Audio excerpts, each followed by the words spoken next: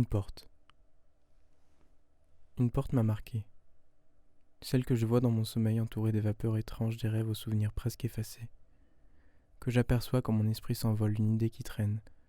Une porte qui m'amène des odeurs, des parfums que je n'arrive plus à goûter depuis. Je marche, je lève la tête. La voici. Quand je suis seul, elle est mon rempart indestructible face au temps qui passe, qu'un vieillard que les grommellements sourds ont rendu inaudible au monde. Une porte et rien de plus. Voilà ce qui me rattache. Mes pieds en contact direct avec la terre. Cette porte. Nappée d'une obscurité étrange. Mais il faut se souvenir du moment pour pouvoir la voir, la porte. Le lit. Le sortir au matin confus, le réveil de ton corps. Tu marches sur le parquet qui gèle tes doigts de pied encore chauds de la fournaise de la couette. Tu descends les escaliers au tapis rugueux, encore du parquet. Tu évites de justesse la table basse sertie d'un autre tapis au motif géométrique.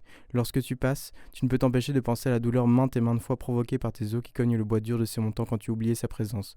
Tu franchis le salon, cette grande pièce séparée en deux par ce qui semble être l'ancien cadre d'une porte fantôme. Tu arrives à la hauteur de la grande table. Tu vois la lueur colorer le seuil de l'endroit, allumer les mille feux microscopiques de la porte vitrée qui chantent dans la lumière d'hiver. Tu sens déjà les odeurs remplir tes narines.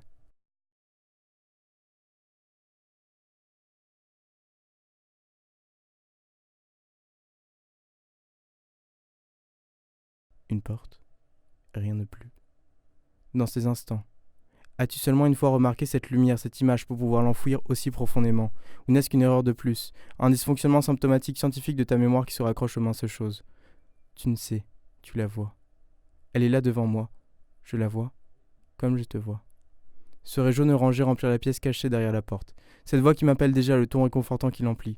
Moi, aveuglé par la lumière titubant quelques instants sous ce soleil à mesure que mon iris s'adapte à cette nouvelle atmosphère. Ma vie qui défile devant moi une seconde quand je me souviens.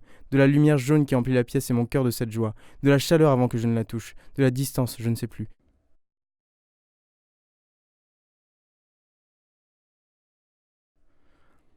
Je ne sais plus. J'essaie de me souvenir de bribes de mots, mais ils sont noyés dans un son général audible, mais si lointain, escamoté par la couleur, par le contact de la porcelaine chaude avec ma main, par mes yeux qui ont du mal à s'ouvrir parce que je sais que c'est un jour comme les autres, que tous les jours ont commencé comme ça, mais que dans tous mes jours pareils, c'est ce moment que je veux retenir. Quand j'étais enfant.